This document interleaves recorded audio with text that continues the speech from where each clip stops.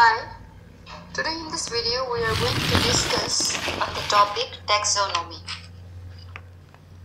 Today we'll be talking on the three things, that is the definition of taxonomy, the history of taxonomy, and the importance of taxonomy. So moving on to the definition or the meaning of taxonomy.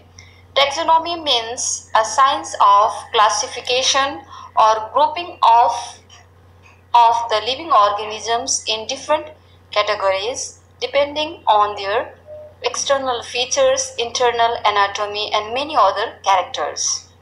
Taxonomy in general is also known as classification. These days, taxonomy has been replaced by a word systematics, which also means taxonomy.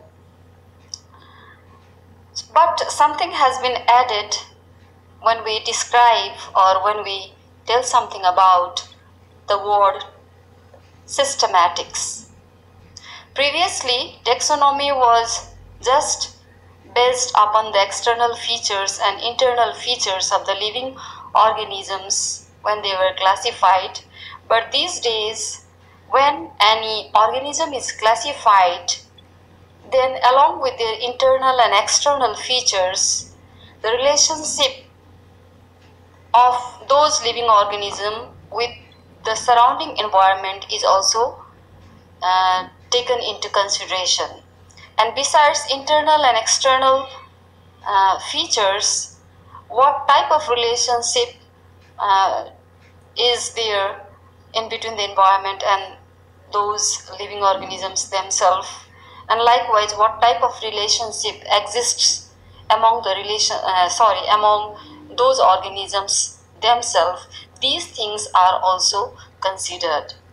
So, again, I would like to repeat the word taxonomy. Taxonomy, in a very simple language, means the science of classification of living organisms. So, the term taxonomy has many aspects, many terms to be used in it. We'll be discussing about those things later on. But before that, I would like to speak something on the behalf of the history of the taxonomy. So Aristotle, he was the scientist who was called the father of zoology and biology.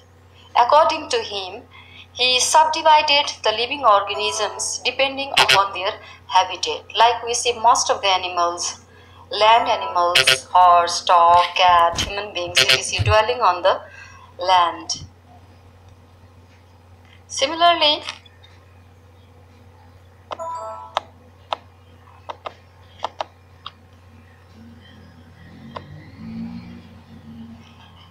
we see many organisms like frog, fish, snakes, etc. living in the water or dwelling in the water. Likewise, many animals living in the air like birds, etc. So depending on the variety of this habitat, Aristotle subdivided the living organisms.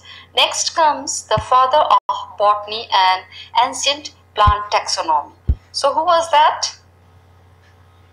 That person was the scientist named Theophrastus. He was supposed to be the father of botany as well as the ancient plant taxonomy.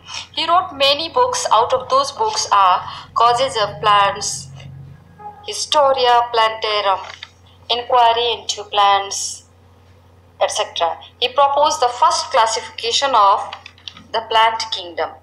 The next scientist is John Ray, who is supposed to be the botanist and who was the first person to use Latin word for naming. But the drawback of his naming system was that he named the living creatures in a very descriptive manner, due to which the names of the living organisms, plants or animals, they seem to be very long and boring. The last but not the least, comes the father of taxonomy, who is known as Carolus Linnaeus. He gave the modern system known as modern system of classification known as binomial nomenclature. According to this system, any living creature, whether it's plant or animal, they are named giving two names, the generic name and the specific name. He has written so many books like Systema Naturarum 1737, Philosophia Botanica, Genera Plantarum, Species Plantarum, etc. in 1753, which was his last book.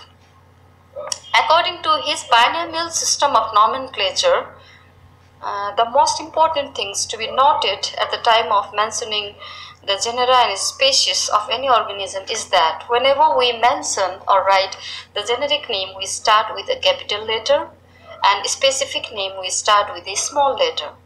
Whenever we print the scientific names of the organisms, we print out in italics, but if it is a handwritten, then there is a must to underline it.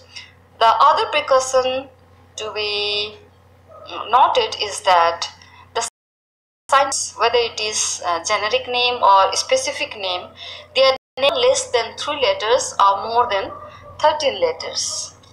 So this is all about the taxonomy, introduction of taxonomy and the history of taxonomy. Hope you must have enjoyed the audio. Thank you. Bye-bye.